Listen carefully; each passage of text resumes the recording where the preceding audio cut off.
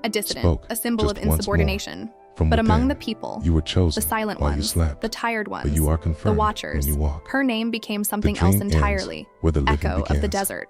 Now go Her and philosophy become the spread prayer through I whispers, planted in through you. the slow migration Scroll, of empathy. glowing in the sky like It crossed twilight borders script, more efficiently than shimmered armies. in his vision. It found its way into Not schools, in sleep, hospitals, but churches. in spirit. Even the officer He who had once smiled tried to arrest at her couldn't escape the it. top. Dream 14. One night he wrote in You his were report, chosen while "She you taught me slept. to hesitate, Now what? and I And haven't beneath, forgiven her for the saving me dream from is myself." not a destination. By winter, snow It is fell the where sand birthplace used to of rain. movement. You The were desert never had meant learned a new to trick. stay It remembered in the water. silence.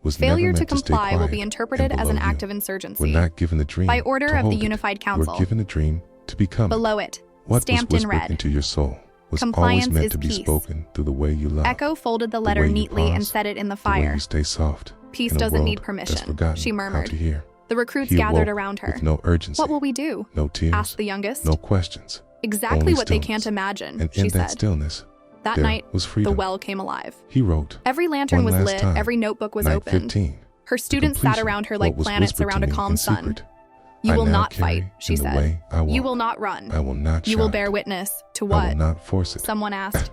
I will To let the it moment live in fear the remembers spaces where it can't silence win. still dares to She listen. divided them into small groups, And each somewhere, carrying fragments in a of the quiet well's house, teachings, somewhere, words, in a drawings, quiet house, music, even somewhere, recipes. elves turned You in will their scatter, sleep she said, and began not to to dream, hide but to not echo. about symbols, Let them chase shadows not while you about plant stars, gardens. but about a man The named general, Caleb, older now who and stood in gentler, stillness, stepped forward. and reminded And you? them that I'll God stay. still He shook his head. speaks, even They'll now, destroy you, she even smiled in sleep, softly.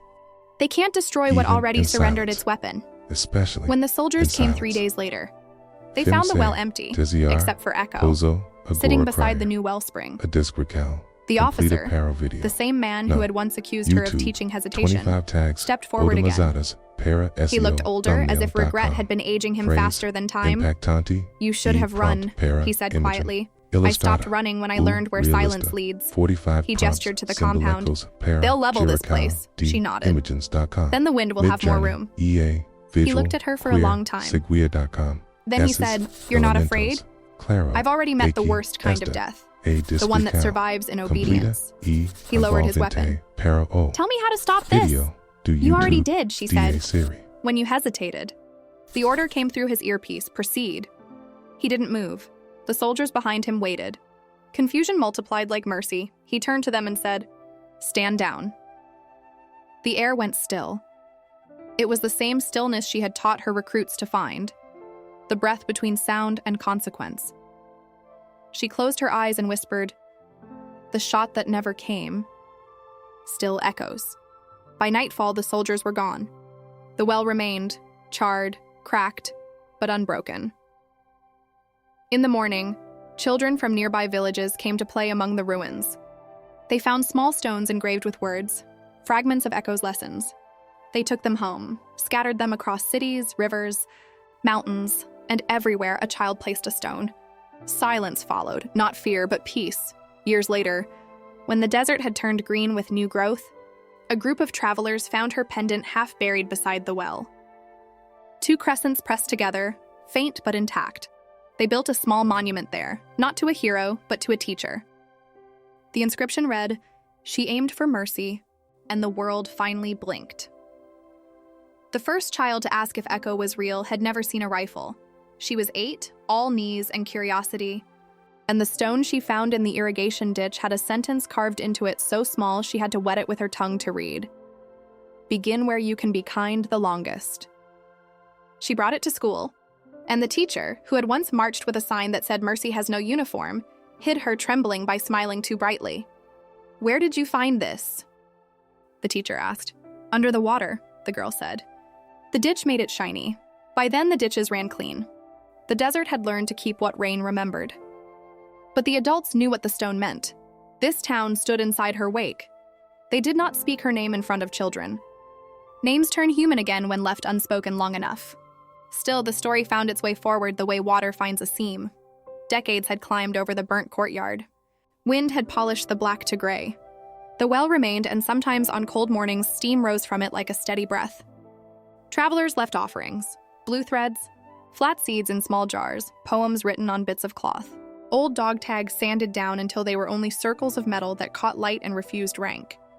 There was no shrine, not officially because shrines starve on worship. There was instead a table that kept moving, shaded by whatever canvas could be stretched between 2 stubborn poles, and on it a scattering of stones with sentences. You didn't take one.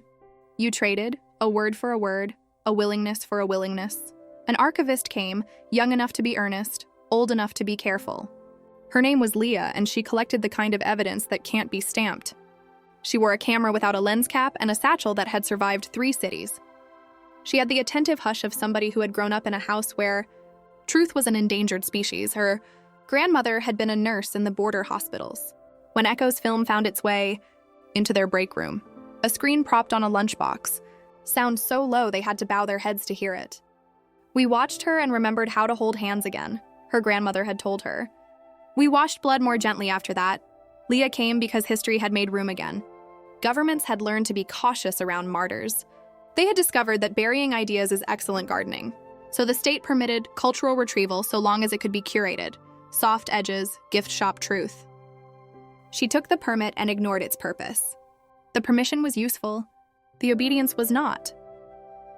She reached the well at noon when shadows shrank enough to admit honesty. An old man sat on a bench made from salvaged roof beams. He wore a coat that had been patched into wisdom, and he was whittling a stick into a flute without holes. He looked up when she arrived, saw the camera, and did not flinch. "Looking for the saint or the teacher?" he asked. "The human," Leah said. He grinned the kind of grin that admits surprise without surrender. "Then you're late and right on time." He nodded toward the moving table. "Trade first." Leah took a small envelope from her satchel. Inside lay a photograph, bleached nearly to bone.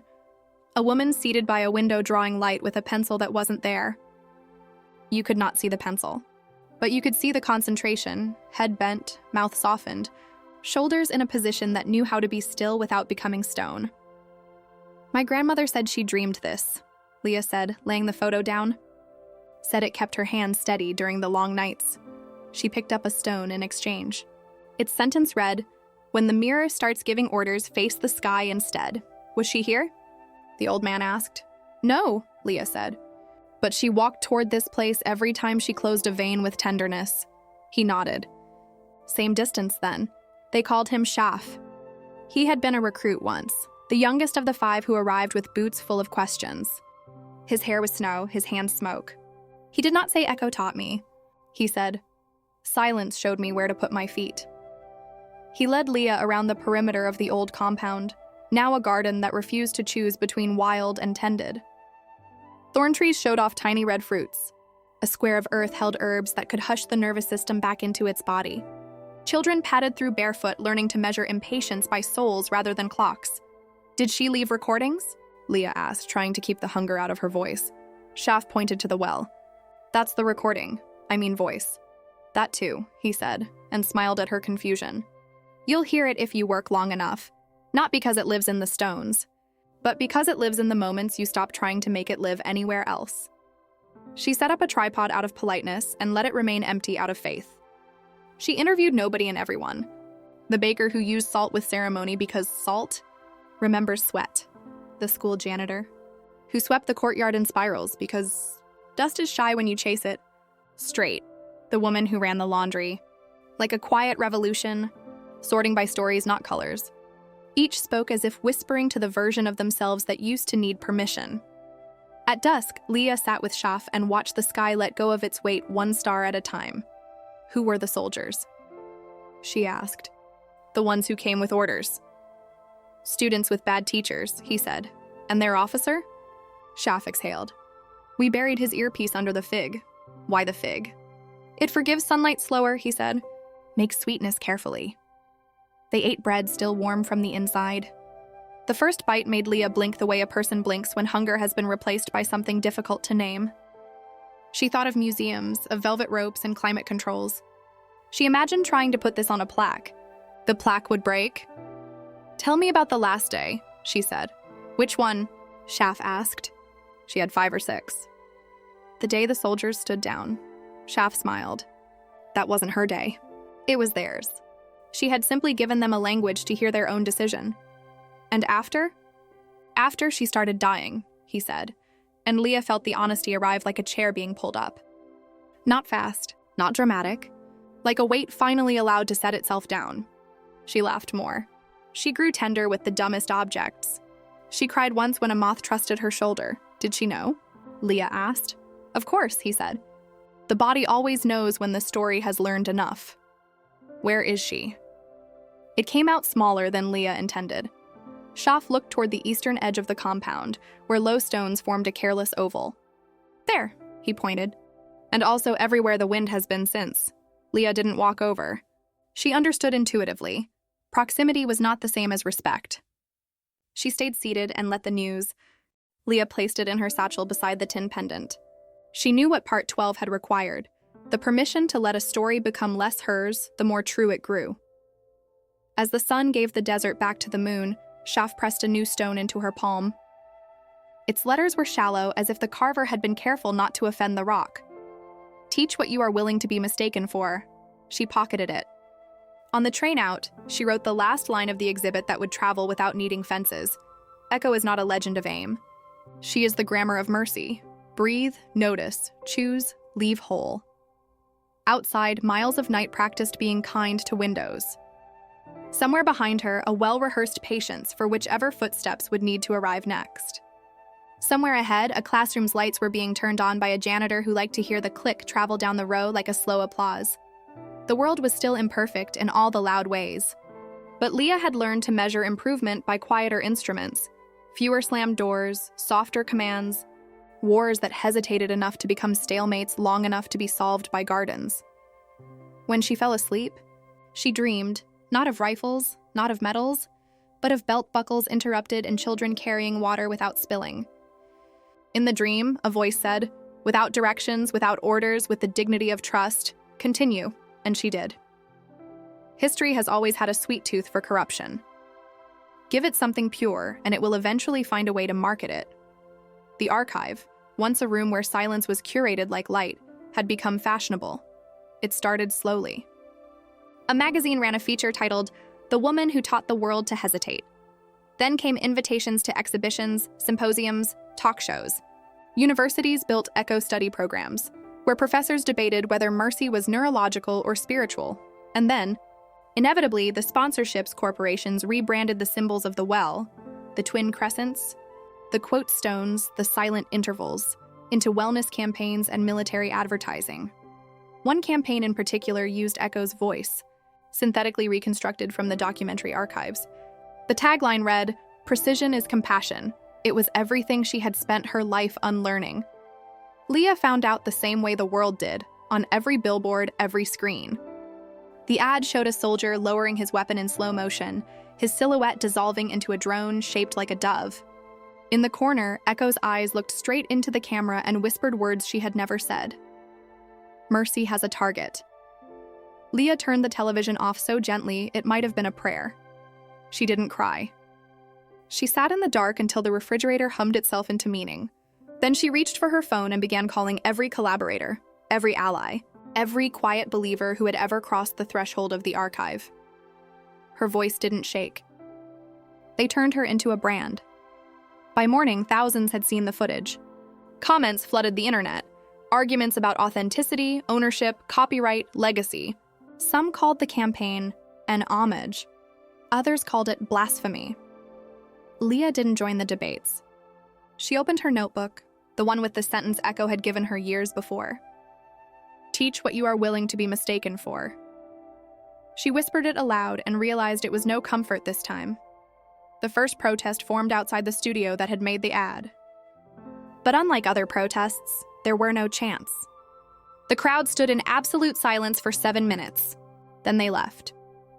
The image of their stillness went viral, an irony so vast even algorithms hesitated. When journalists asked Leah to comment, she refused. Instead, she released a recording. The same hum from the well, the same pulse that whispered, "Do not aim for silence." Aim from it. Within hours, millions listened, but silence had never been good at staying unowned. Governments began labeling the movement as acoustic terrorism. They banned the playback of prolonged silence in public demonstrations. Tech companies inserted noise markers into uploads to prevent algorithms from mistaking quiet for subversion. And still, the silence spread. Leah returned to the well. The journey felt longer this time, not in miles, but in disbelief. She carried with her a portable speaker, a hard drive, and guilt pressed flat between them. When she arrived, the table was gone. The fig tree was taller. Shaf was no longer alive. The villagers had buried him near the well, under a stone that simply read, "He stayed." Children now tended the garden. None of them knew her face, but one of them recognized the pendant on her neck. "You're one of her listeners," the boy said. "Yes," she said quietly. "And her echo." The boy nodded as if this made sense. "We don't tell her story anymore," he said. "We tell what happens after it," she smiled. That's exactly what she wanted. He led her to the well. The air around it was still cool, the scent of wet stone unchanged. She placed the speaker beside it and pressed play. The hum filled the air, merged with the faint hiss of the wind, and for a heartbeat, she could almost believe Echo herself had exhaled again. Leah spoke softly. "They're using your words against you. Against us." "What do I do?" The well said nothing. The desert never answers directly. but a gust of wind rose suddenly, knocking the speaker over. It struck the ground, cracked open, and silence spilled out. Not broken, not loud, just uncontained. The children froze. The air shifted. Even the insects paused.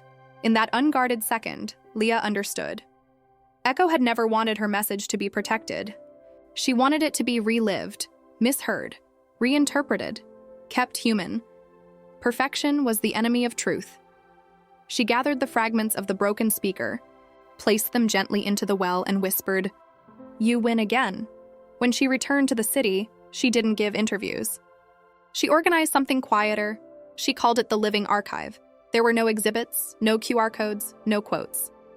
Only rooms filled with listening, recordings of strangers reading fragments of their own fears aloud, the sound of breaths between sentences, the ambient noise of forgiveness.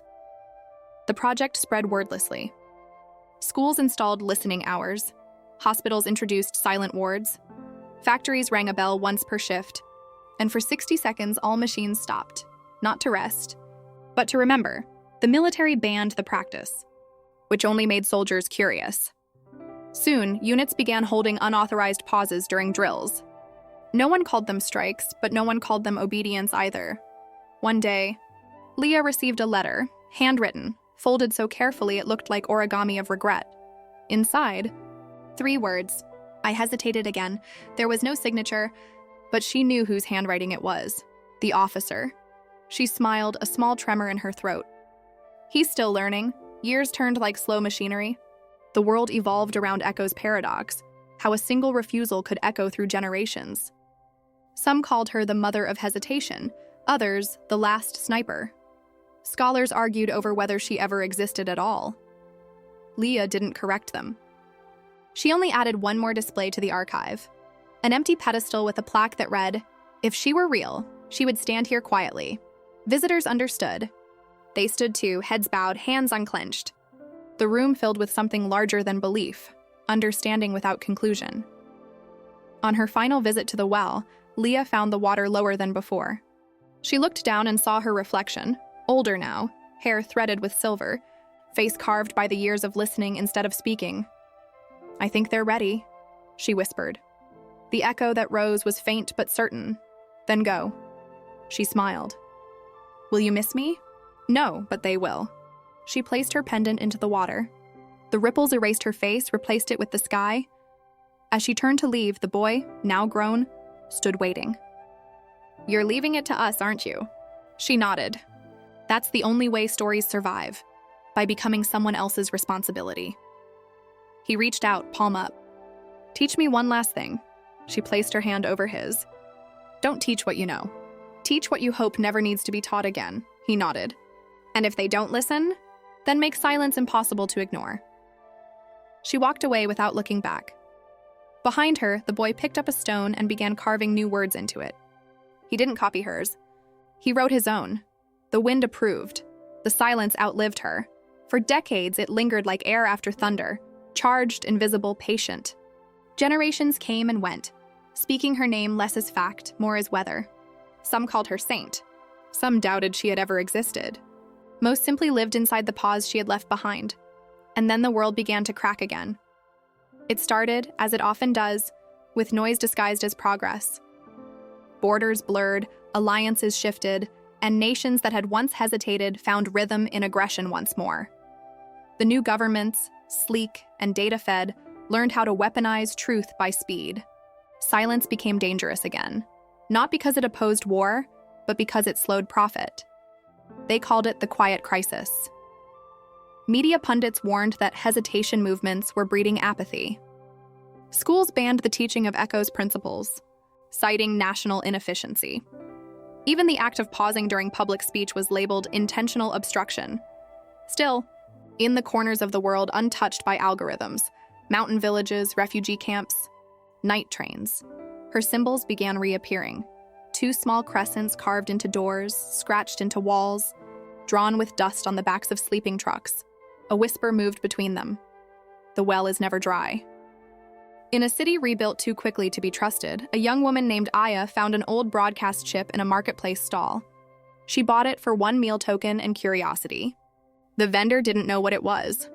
Obsolete format, he said. No picture, only pulse. At home, she inserted it into her old handheld receiver. Static filled the air, then a hum, then a voice, soft, deliberate, genderless with age. Do not aim for silence. Aim from it, Aya froze. The world around her, the screens, the drones, the endless chatter, suddenly felt like interference. She played it again. And again. The fourth time, she heard something underneath the voice. Faint echoes, wind, water, maybe even a sigh. She didn't know she was listening to the same well that had recorded Leah, or that her discovery was one of hundreds being made across continents at that exact hour. The signal was spreading again, not through servers, but through memory. The next morning, Aya found herself standing in front of her apartment mirror, whispering the line aloud. Do not aim for silence. Aim from it. Something inside her, the part taught to hurry, to obey, to keep rhythm with the machines, stumbled. She was a soldier in training for the Ministry of Stability, a department that produced obedience like oxygen. Her life was precision, her language efficiency.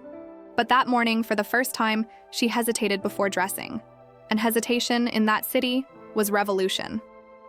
Within weeks, unexplainable disruptions began occurring across the grid.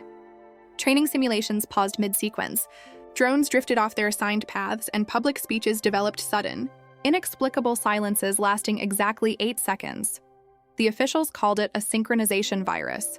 Aya called it a memory. She wasn't alone. In barracks and offices, classrooms and factories, others were remembering too. A small group formed, not online, that would have been traceable, but in the real world, in parks and old subway tunnels where signals couldn't reach. They met in stillness. No slogans, no banners, just listening. They didn't even call themselves a movement. They called themselves listeners. One night, Aya brought the chip to their meeting. She played the voice for them, and they sat as if gravity had changed.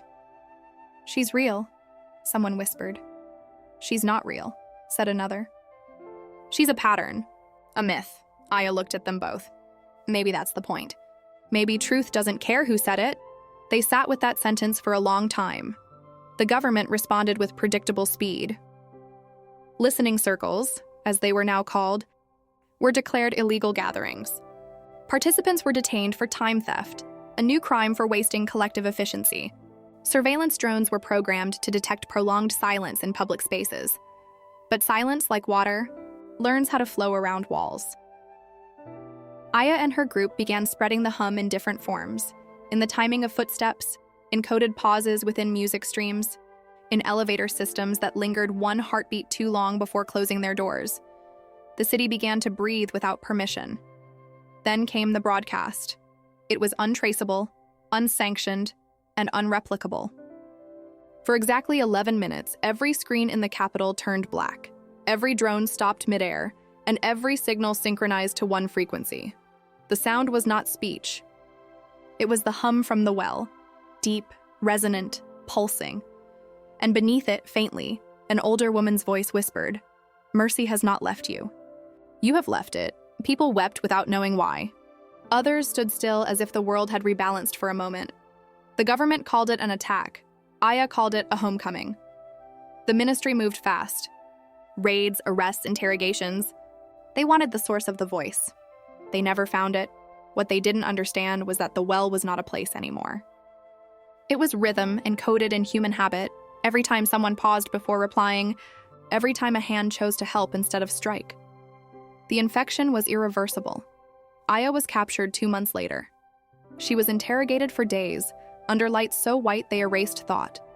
They accused her of leading a rebellion, of stealing classified data, of creating the broadcast. She said nothing.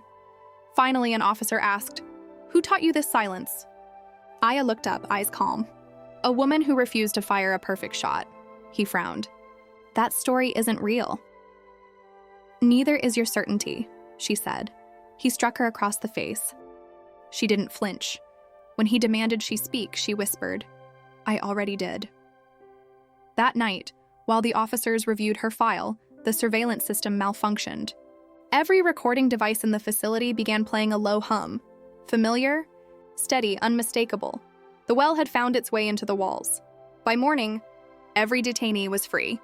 The government collapsed within weeks. Not from violence, but from paralysis. Orders stopped being obeyed because no one could speak them without hesitating. Mercy had become contagious again. Years later, when Aya was an old woman teaching children how to listen for what's missing in a sentence, she took them to the ruins of the old capital.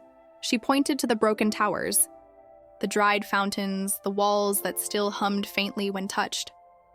One of the children asked, "Was this where the war ended?" Aya smiled. "No, this is where it forgot to begin."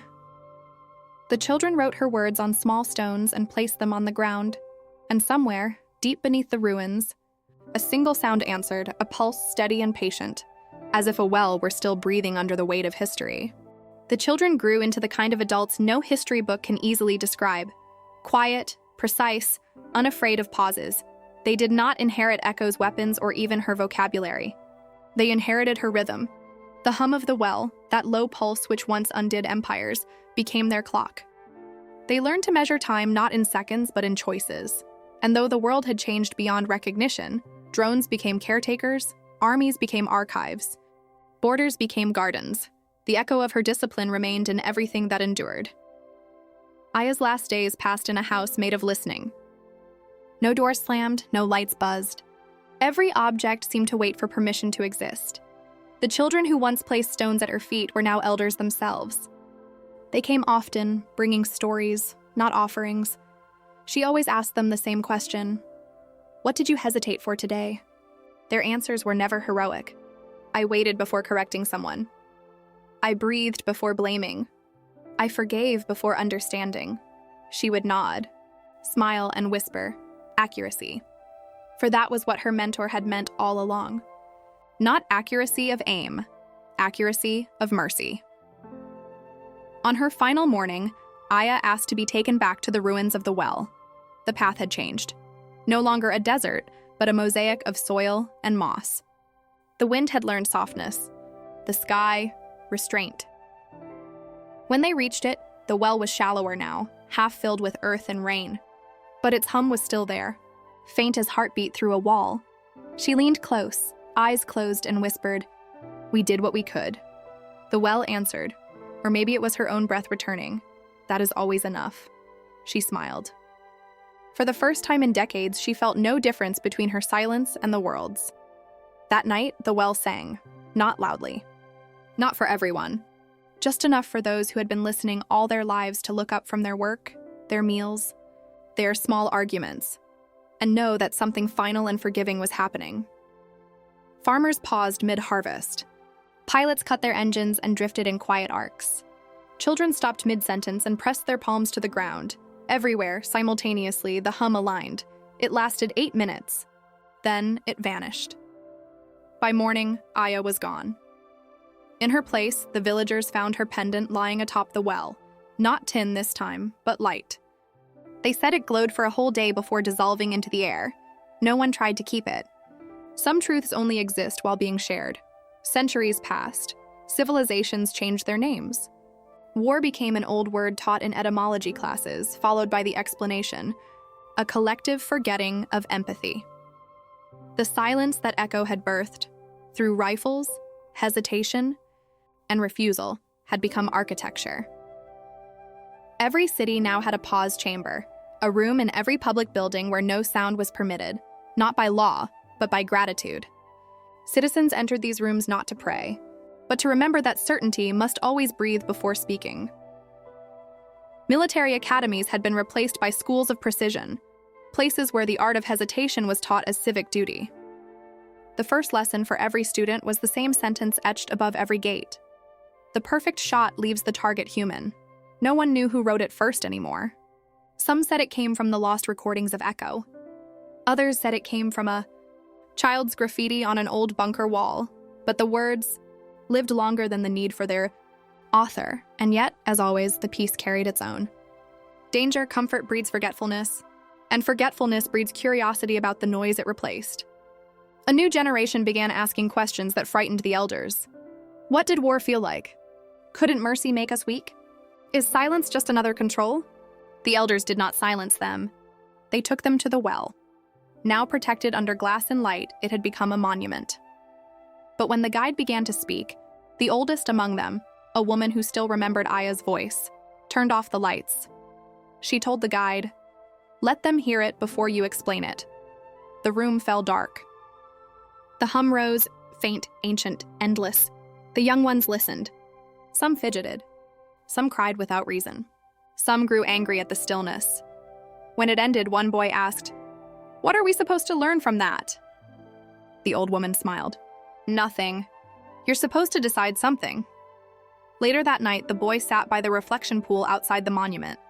He threw in a stone, watched the ripples spread outward, watched the stars tremble in reply. He didn't know it, but he was recreating the oldest ritual of all, the question that keeps the world kind. He whispered into the water, "What if mercy is our last defense?" The ripples answered in circles. Scholars in the far future would call Echo's philosophy the doctrine of still accuracy. Artists would call it the geometry of compassion. But the people who still tended the fields and listened to the wells simply called it life, as it should have been all along. No portraits of her survived. No verified images. Only myths. Some depicted her as young, others as ageless. Some swore she had been a soldier, others a ghost. But all agreed on one thing. When she finally pulled the trigger, the bullet never hit flesh. It hit a mirror, and from that mirror, the world learned to see itself again. Time, which forgets everything except meaning, kept her in its rhythm. In the capital's central square, once a battlefield, a small plaque lay embedded in the pavement. It contained no name, no date, just a question etched deep enough to outlast even erosion. If peace required aim, would you learn it? Every year on the anniversary of the hum, citizens came not to celebrate victory, but to practice it. 8 minutes of silence at noon, shared across every time zone, every frequency. Children asked why. Parents answered, because once someone refused to shoot. And far away, beyond the cities, beyond the screens, the original well still stood. The vines covered its stones, the air hummed faintly through its hollow heart. On certain nights, travelers claimed they could hear two voices there, one older, one younger, speaking in conversation too quiet for words. When the wind passed over, it carried phrases that no one could prove but everyone believed. Accuracy, not conquest. Stillness, not surrender.